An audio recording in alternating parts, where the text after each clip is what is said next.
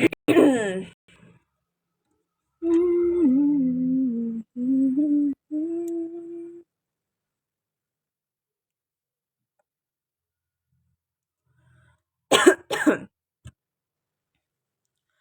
guys, welcome back. Kembali lagi ke live room aku ya. Jadi semalam aku emang nggak live karena capek banget teman-teman. Lagi ada kegiatan, akhir-akhir ini sibuk banget guys. Jadi mohon maaf banget ya kalau aku agak jarang live ya. Dan ini juga aku sempat-sempetin live teman-teman. Oke, kita bahas soal FR lagi ya.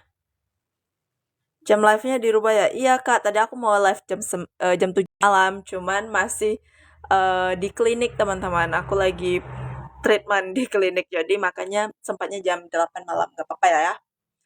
Cuma untuk malam ini aja kok jam 8 malam teman-teman.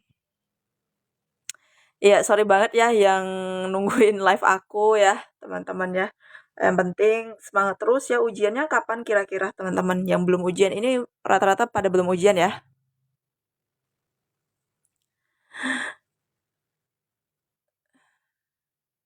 Iya, kemarin aku hari Minggu emang nggak live karena aku baru pulang liburan. Kemudian hari Senin aku live teman-teman ya, karena nggak jadi rujuk itu ceritanya.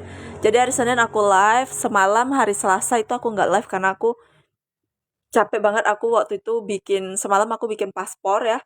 Aku bikin paspor itu harus nyebrang teman-teman, jadi pulangnya juga harus malam teman-teman. Jadi sorry nggak sempet banget gitu. Oke teman-teman, jadi malam ini aku sempat-sempetin untuk live. Jadi malam ini kayaknya nggak ada soal ya, tapi kita ngobrol-ngobrol biasa aja deh. Ya kita ngobrol-ngobrol saling sharing aja teman-teman terkait FR-FR. Jadi banyak banget nih FR-FR yang udah ujian. Nah itu ada, nanti kita coba ngobrolin satu-satu ya teman-teman. Iya, Kakak Widya, aku mau banget sebenarnya share rekaman live-nya ya, TikTok yang hari Senin kemarin di YouTube aku. Itu aku pengen banget share, cuman nggak tahu kenapa sampai sekarang masih diproses gitu loh videonya. Jadi belum bisa di-upload Kakak, belum bisa di-download dari TikTok dan juga belum bisa di-upload ke YouTube gitu. Nanti ya coba lah ya, besok aku coba ulangin lagi kira-kira udah bisa atau belum nih. Nah ini teman-teman silahkan aja ya nih kalau mau di screenshot FR-nya, ini FR yang terbaru ya teman-teman. Jadi kakak ini ada bilang kalau dia dapat soal yang keluar yaitu tentang vitamin B1 dan vitamin C teman-teman. Nah ini biasanya vitamin-vitamin untuk ibu-ibu hamil teman-teman ya. Ya ini tuh soal D3 teman-teman ya. Yang bidan terampil di sini apakah ada top score 410? Thank you Kak Ocha. Congratulations ya.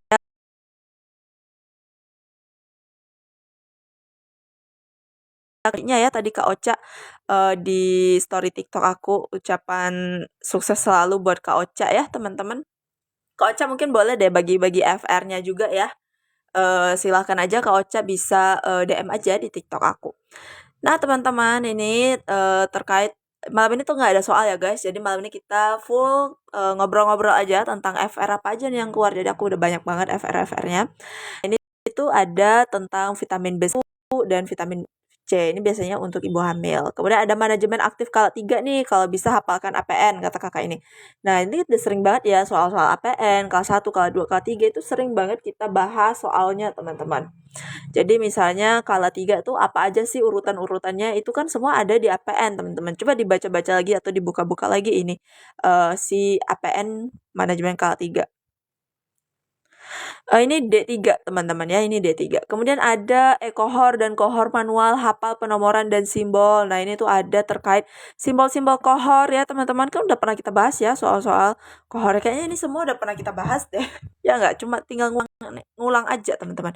Jadi kalian yang lagi ngulang-ngulang ya, itu bisa aja langsung ditonton channel YouTube aku. Karena di sana biasanya aku bakalan share ulang nih rekaman live-nya teman-teman.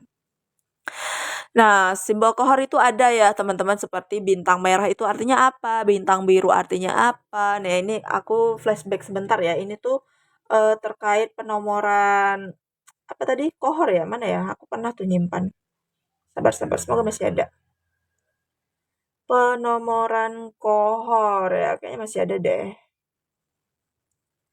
Sebentar, aku coba. Mungkin malam ini pembahasannya kurang menarik ya teman-teman ya, bahas FR aja nggak ada soal, tapi nggak apa-apa lah ya. Biar ada gambaran aja. mana ya? Kayaknya tuh kehapus, kayaknya aku nggak pernah ngapus deh file-file yang di sini. Ntar ya.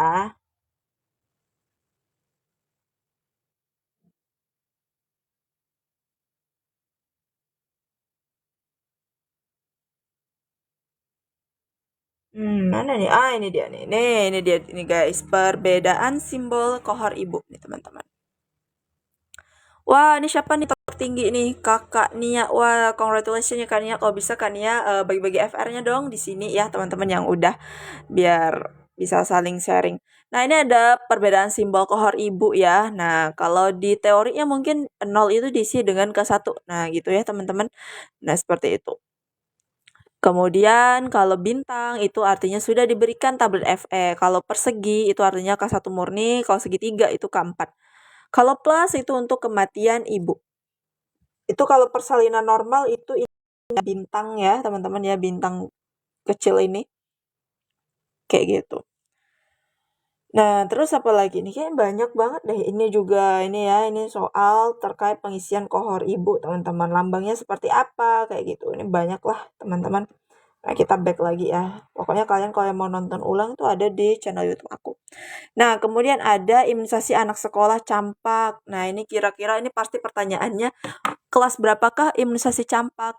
Kayak gitu. Pasti ada tuh. Soalnya pengelolakah atau sebagai apa, teman-teman ya? Banyak banget. Jadi tuh biasanya kita dikasih kasus, misalnya seorang mahasiswa sedang berkonsultasi dengan bidannya terkait bukan kasus sih, terkait asuhan kebidanan yang ditugaskan kepada mereka. Nah, di situ peran bidan adalah sebagai apa, teman-teman? Misalnya A, pendidik, yang B, peneliti, pengelola ya, teman-teman ya. Banyak sekali peran-peran bidan, silahkan dibaca-baca lagi. Kurang lebih gambaran soalnya pasti seperti itu. Nah, kemudian ada masalah height, teman-teman. Nge-lag ya ini. Nggak nge-lag ya, teman-teman ya. Aman ya, suaraku aman ya.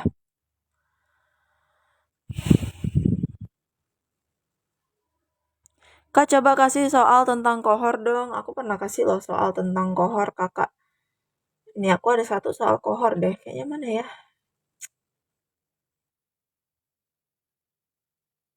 Ini ya, kok nggak salah. Nah, ini tuh pengisian kohor nih, teman-teman. Nih ada satu ini tuh pernah kita bahas ya. Ini pertanyaannya terkait Nyonya P membawa bayinya usia 4 bulan datang ke puskesmas Y untuk melakukan pemeriksaan. Pada bulan lalu, saat dilakukan pemeriksaan, hasilnya sesuai dengan usia bayi. Maka hasil pemeriksaan yang sesuai untuk bayi saat ini adalah, nah ini tuh contoh ciri-ciri pengisian kohor tadi ya, teman-teman ya. Mungkin teman-teman yang tidak bekerja di puskesmas ataupun bukan bidan desa itu agak mengalami kesulitan ya. Aku aja sangat mengalami kesulitan untuk kohor ini, teman-teman, karena aku emang sama sekali nggak pernah megang yang namanya program KIA atau anak ya, teman-teman, karena emang latar belakang aku bukan bekerja di puskesmas ataupun bidan desa, teman-teman. Nge-lag mulu, yang lain nge-lag nggak nih, teman-teman? Bentar deh, kalau nge-lag aku coba jeda sebentar.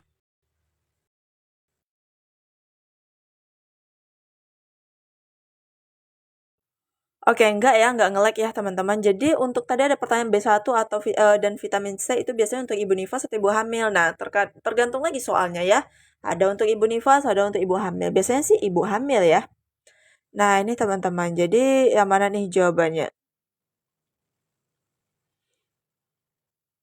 Jadi kurang lebih itu ini ya. Jadi kalau N itu simbol untuk dia naik, teman-teman ya. Simbol dia naik seperti itu.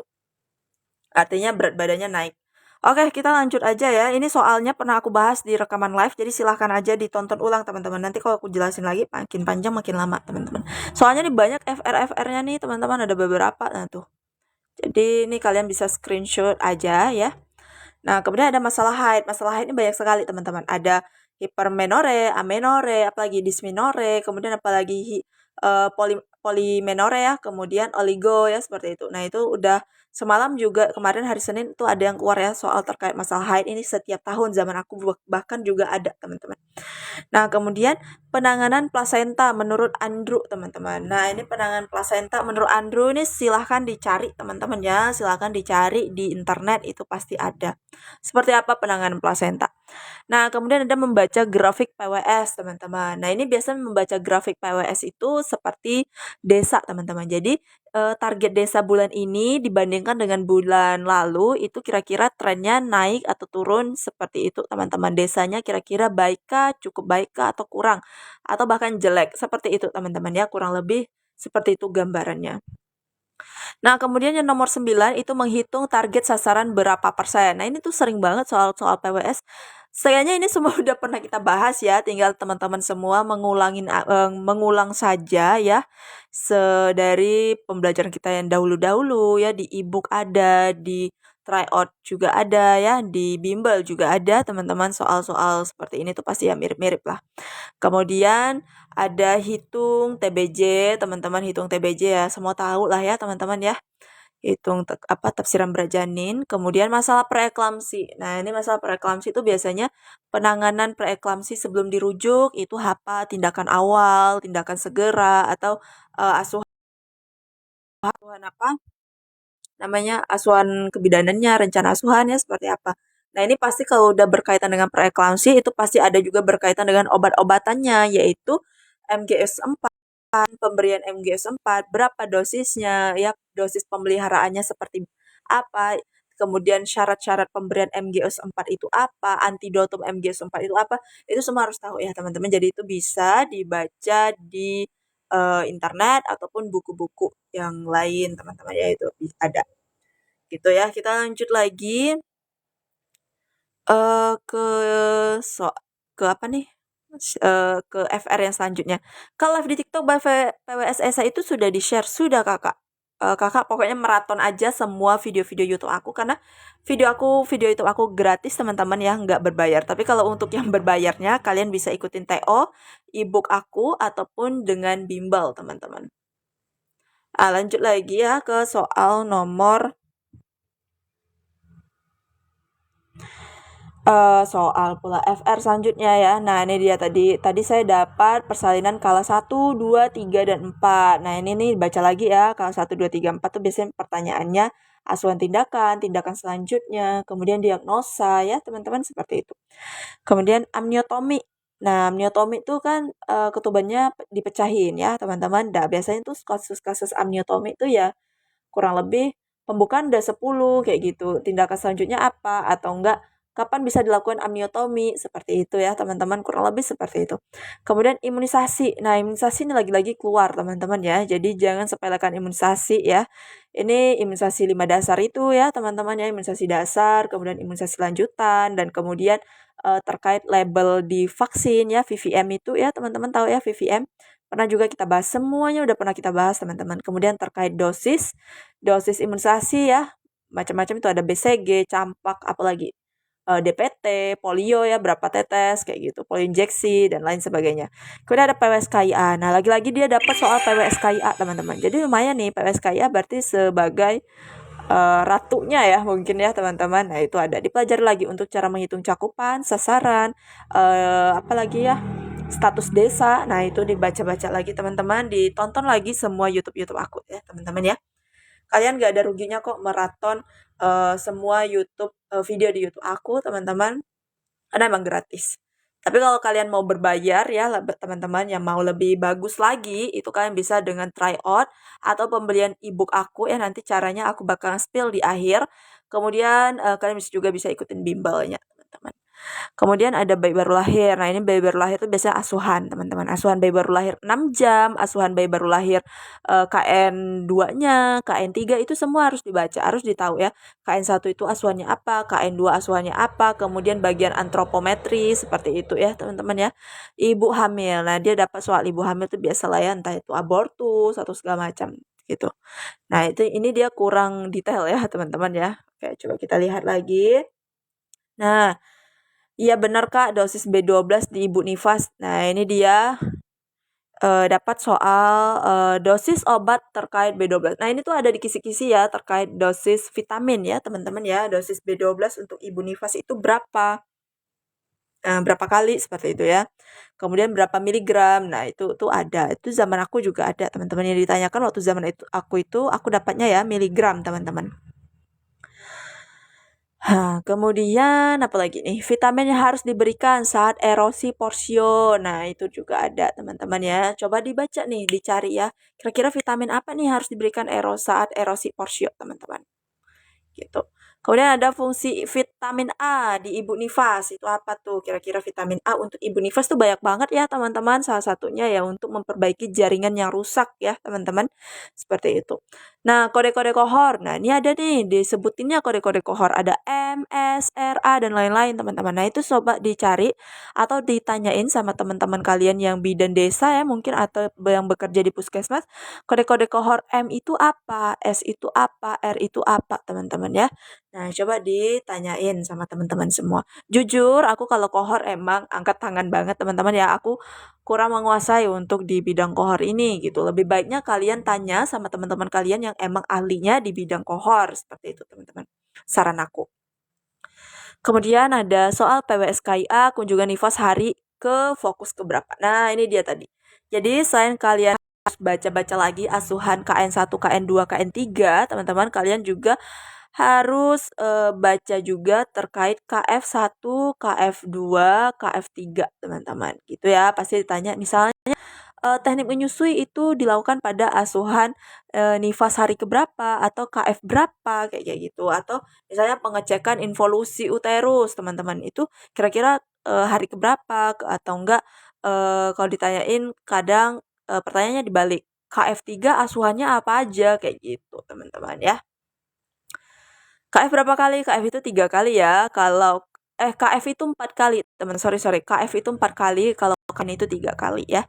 Nah, ini dia ada cara pengisian kohor. Nah, jadi PWS kohor itu ya dipelajari, teman-teman. Ya ada cara pengisian kohor. Ini biasanya lambang tadi nih, yang lambang ini nih. Lanjut. Nah, ini dia. Lagi ada nih. Vitamin ya, salah satu ya. Nah, kemudian ada terkait pertanyaan sepal hematoma atau kaput, teman-teman. Waduh, nge-lag ya. Nge-lag. Oke, bentar kalau nge-lag. Bentar kalau nge-lag.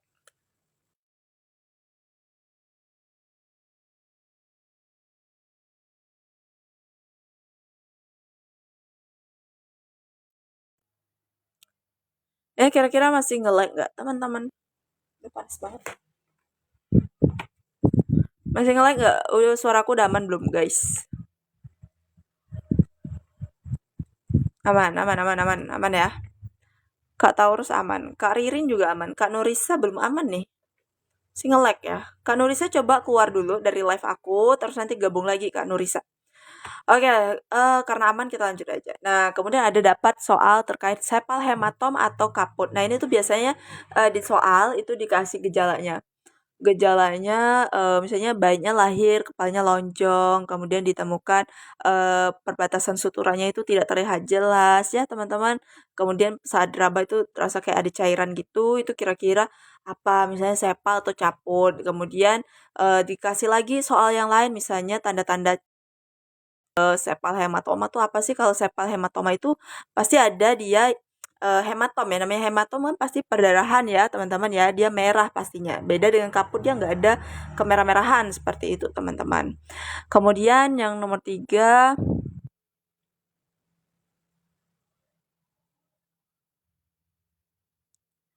nih masih nge-lag ya teman-teman ya.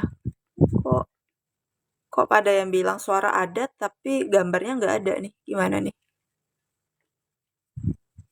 Aman lah ya teman-teman ya, aman ya. Oke, lanjut lagi. Anak dipaksa melayani ayah tiri termasuk apa? Nah, ini aku juga kurang ngerti ya. Ini pertanyaan yang nomor 3 nih maksudnya apa nih? Balik lagi mungkin nanti ke opsi ya teman-teman ya. Kayak gitu. Oke, kita lanjutin. Pembukaan lengkap masuk kala berapa? Kayak gitu teman-teman. Oke, ini gampang lah ya soal nomor 4. Pembukaan lengkap itu masuk kala berapa teman-teman? Nah, yang penting kita harus tahu. Kala 1 itu dari berapa ke berapa, kala 2 itu dari berapa ke berapa teman-teman. Itu ya.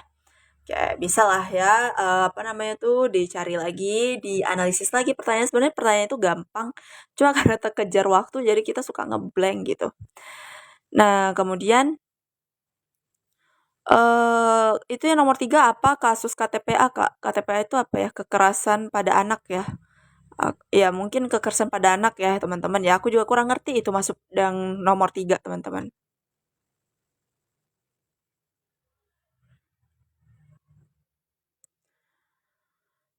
Kemudian ada PWSKIA. Nah, ini keluar lagi nih, seperti biasa ya, PWSKIA tuh udah sering kita bahas ya, kita skip aja. Asuhan kelas 1 apa aja? Oke, jadi asuhan kelas 1 tuh terbagi dua ya, ada fase aktif dan fase laten ya, teman-teman. Nah, jadi asuhan kelas 1 pada fase laten itu apa aja?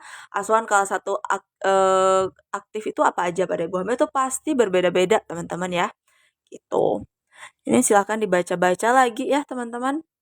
Udah ada SDI DTK. Nah, ini SDI DTK teman-teman udah pernah aku bahas juga terkait SDI TK.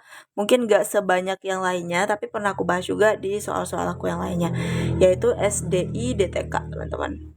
Itu biasanya nanti penilaian tumbuh kembang anak nih ya, berarti tumbuh kembang anak tuh ada. Jadi anak 3 tahun atau 3 bulan udah bisa apa aja. Kemudian kapan anak atau bayi bisa telungkup terlentang itu kira-kira pada usia berapa teman-teman, seperti itu. Nah, kemudian pasti ada juga soal SDI-DTK terkait hasilnya nanti ya. Hasilnya meragukan, skor meragukan itu berapa, skor apa lagi tadi ya? Aku lupa kalau soal SDI-TK teman-teman dia meragukan. Kemudian apa lagi? Normal ya, teman-teman. Itu kalau nggak salah aku ada 3 kategori tuh. Kalian silakan dibaca. Aku takut nanti kalau penjelasan di sini aku takutnya nanti salah ya. Jadinya ngawur gitu. Nah, jadi aku di sini memfasilitasi aja untuk orang-orang yang memberikan FR-nya, teman-teman. Jadi biar teman-teman semua bisa pelajari lagi kayak gitu. Jadi untuk lebih lengkapnya biar kalian puas hati itu silahkan cari sendiri ya, teman-teman ya. Nah, itu tadi deh, sesuai meragukan penyimpangan. Nah, itu dia tadi ya SDID 3. Kemudian bayi umur 10 hari diare, teman-teman. Nah, ini keluar nih. Kayaknya soal-soal tahun lalu sama tahun sekarang kayaknya jangan-jangan duplikat ya. Sama, teman-teman. Sumpah, ini sama banget. Kemudian bayi usia 10 hari diare. Nah, ini biasanya masuk ke MTBS ya. Penanganannya apa, teman-teman? Jadi penanganan MTBS diare itu banyak banget, teman-teman ya. Kira-kira diare tanpa dehidrasi kah dia? Ini kurang jelas ini diare apa. Jadi kan ada diare tanpa dehidrasi, diare dengan dehidrasi berat, diare dengan dehidrasi sedang, atau yang satu lagi apa tuh? Diare persisten ya. Satu lagi kan ada disentri ya, teman-teman ya. Kalau disentri itu dia fesesnya ada darahnya kayak gitu. Bahkan info seperti itu. Kemudian ada penilaian partograf, teman-teman. Nah, ini partograf. Ini biasanya ya, soalnya contohnya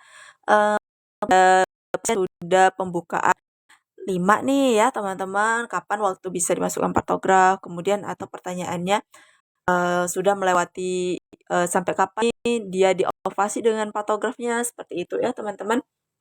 Banyaklah soal-soal partograf udah pernah kita bahas.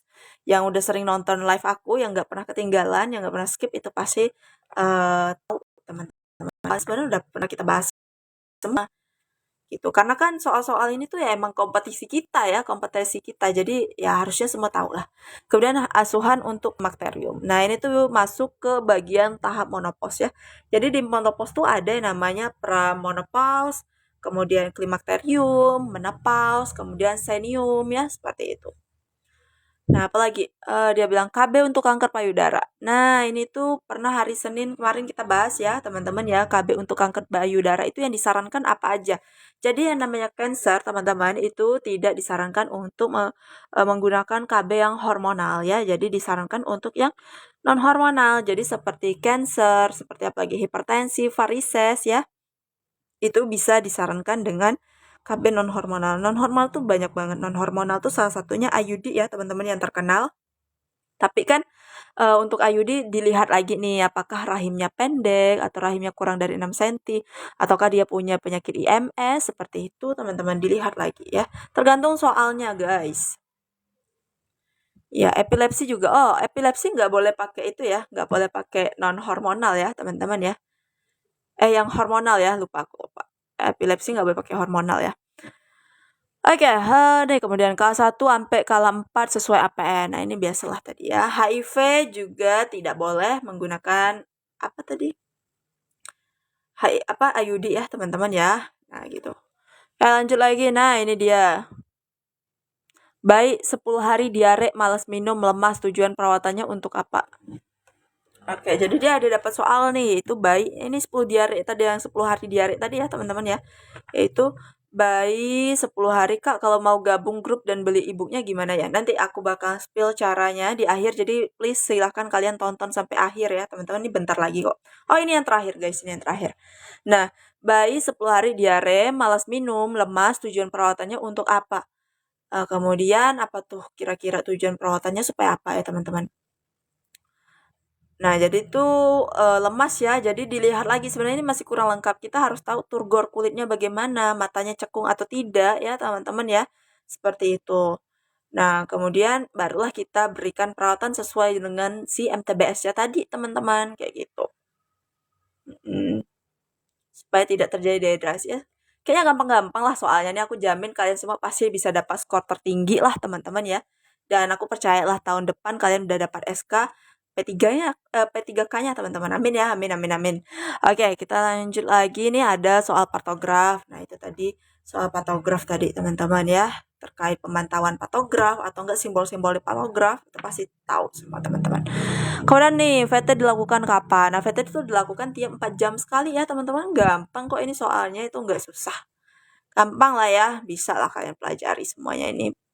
Ini kan kayak kayak kayak gini kan nggak perlu lah ya, paling hanya ngulang-ngulang aja. Tapi bagi kalian yang ngerasa, aku saranin banget buat kalian yang lemah misalnya lemah di asuhan nifas itu apa aja. Nah, jujur li teman-teman ya, apa honestly ya teman-teman, jujur aja aku emang suka lupa-lupa nih kalau terkait asuhan teman-teman, kayak asuhan nifas, asuhan apa lagi, asuhan bayi baru lahir ya, KN1, KN2, KN3, KF1 sampai 4 itu aku suka lupa.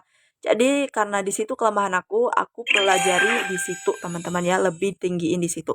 Kalau kalau yang kayak kayak gini kan udah biasa ya kita, jadi ya nggak perlu lah teman-teman. Jadi silakan diulang-ulang bagi kalian yang emang menurut kalian masih kalian belum kuasai maksimal teman-teman, seperti itu. Biar dapat poin tertingginya.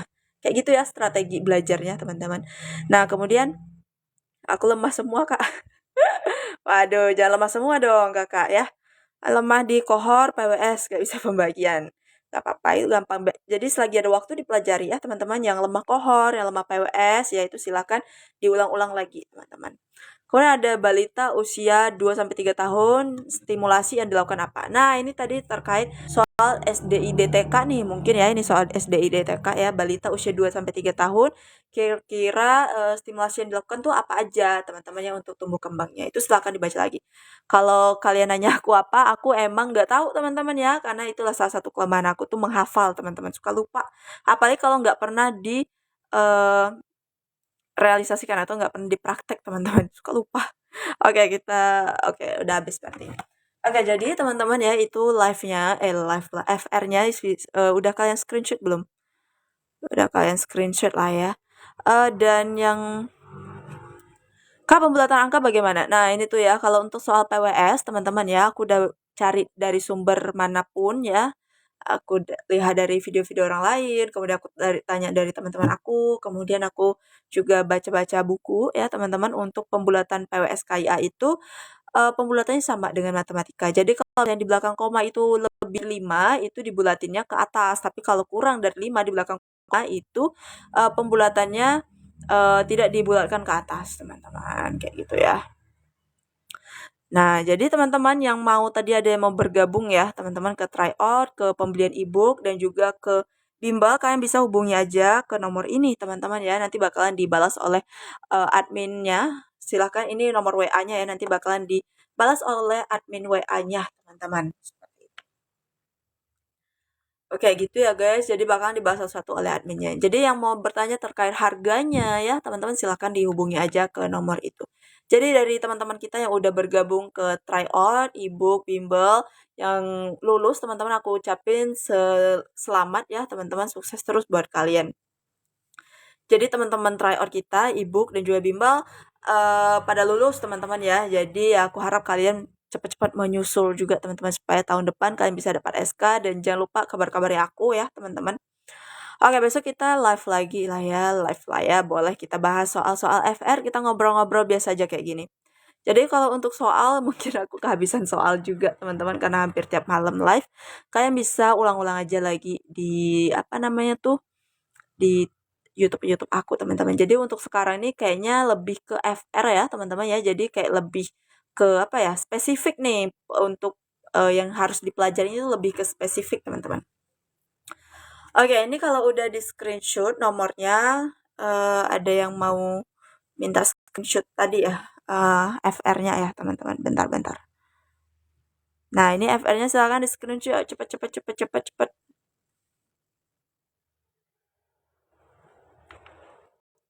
Oke, ini satu, kemudian nomor 2 ya, screenshot 2.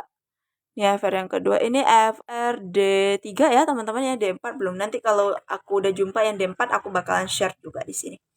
Oke, ini kemudian lanjut lagi. Nah, ini tuh banyak banget teman-teman. Ini ya, satu kode di screenshot, lanjut lagi ke bawah. Ini dia. Oke, habis. Simbol kohor. Oh, ada yang belum screenshot ya. Simbol kohor. Mana nih? Mana. Kohor. Waduh, mana sih kohor gue? Oh, ini. Nah, ini ya, ini untuk kohor ibu. Nah, jadi simbol kohor itu, teman-teman, simbol kohor itu beda loh. Simbol kohor untuk ibu dan bayi itu sangat berbeda. Paling yang sama itu untuk kematian ya, teman-teman. Jadi di mana-mana kematian itu pasti dilambangkan dengan plus, teman-teman ya. Mau kematian ibu, mau kematian bayi, mau kematian orang lain ya, pasien-pasien umum itu pasti dilambangkan dengan plus. Itu aja yang sama. Nah, ini silakan dibaca teman-teman ya, simbol kohor. Kemudian simbol bayi kayaknya aku punya deh, tapi nggak tahu di mana nih. Ini ya masalah. Ini dia. Jadi sebenarnya simbol-simbol kohor nih aku kurang lengkap ya teman-teman ya. Kalau teman-teman yang mau lengkap, coba ditanyain sama teman-teman yang teman-temannya yang kerja di puskesmas ataupun bidan desa, teman-teman. Nah, lambang MSRS. Nah, aku kebetulan nggak dapat nih lambang MSRS nih. Coba kalian bisa kali ya cari aja di internet ya. Atau kita cari bareng-bareng nih di internet nih. Nah, ini silakan di screenshot, semoga kelihatan. Coba lambang kohor MSR ya. Apa tadi? Coba aku cari.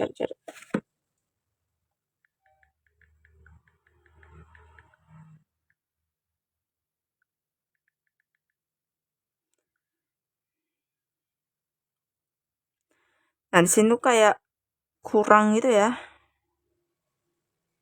Ini dia ada M, teman-teman.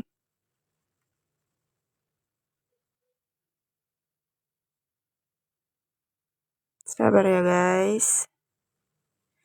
Nah, jadi kalau lambang M itu anak ini kelihatan nggak kalian? Kelihatan lah ya.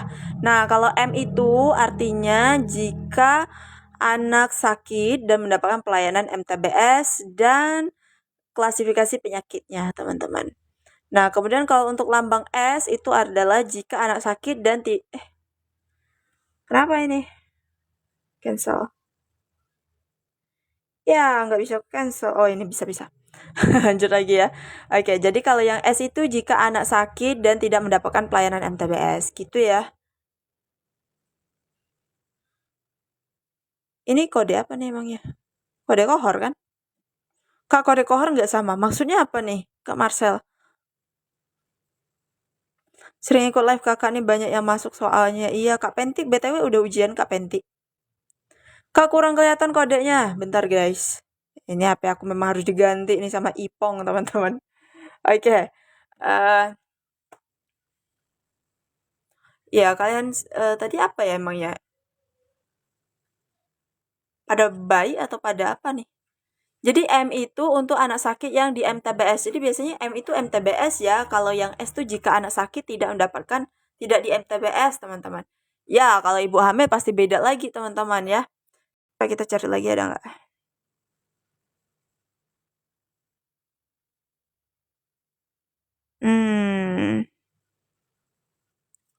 Kayaknya nggak ada lagi deh. Ini kohor balita, teman-teman. Atau kalian bisa download aja nih ya. Kalian bisa baca sendiri. Ini biar lebih puas. Di Scribe, teman-teman ya. Nah, ini dia. Petunjuk pengisian kohor bayi dan balita terbaru, teman-teman. Nah, itu atas nama siapa? Kak Leni Widi Astuti, teman-teman. Ya, ini MTBM dan MTBS. Kalau kohor ibu, mana ya? Pada kohor ibu. Kohor ibu itu ada lambang M ya guys ya. Yang kerja di puskesmas, please tolong dong.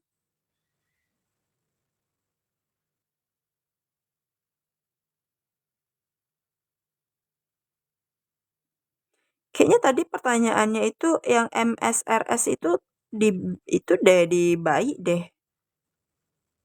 Tuh kan benar kode-kode kohor, MSRA dan lain-lain. Nah, ini tuh bukan ibu nifas atau ibu hamil, teman-teman ya. M itu untuk bayi. Sabar-sabar. Aku kurang menguasai nih kalau soal kohor, guys.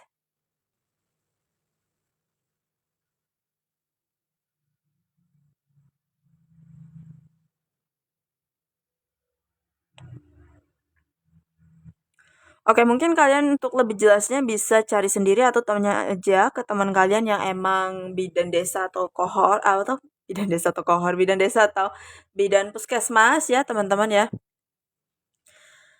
Mm-mm. Oke, kayaknya malam ini cukup sekian aja ya teman-teman. Yang terlebih apalagi tadi tuh terkait kurangnya di kohor ya teman-teman. Apalagi teman-teman kita yang kerja di rumah sakit itu kan nggak pernah megang ya namanya kohor-kohoran ya teman-teman, lambang-lambang kohor itu sama kayak aku juga. Makanya aku kurang menguasai teman-teman. Sorry banget dan ya kalian bisa tanya-tanya aja atau kalian cari sendiri aja ya biar lebih puas. Nah, kan udah di screenshot nih FR-FR-nya. Jadi teman-teman ya silahkan dicari lagi, dipelajari lagi ya. Seperti itu. Oke teman-teman, kayaknya malam ini cukup sekian aja lah ya. Kita cuma ngobrol-ngobrol cantik ya untuk bahas soal-soal FR ya. Apalagi ya besok malam ya kita coba bahas FR-FR ini lagi ya. Oke, terima kasih banget yang udah gabung, yang udah join, yang udah komen-komen, yang udah ngasih gift segala macam. Thank you so much. Sukses selalu buat kalian dan ya doaku semoga kalian sukses bisa jawab soal-soalnya dan semoga kalian yang susah menghafal tentang kohor itu soal kohornya gak banyak keluar ya teman-teman. Semoga cuma satu soal aja keluar soal kohornya ya teman-teman.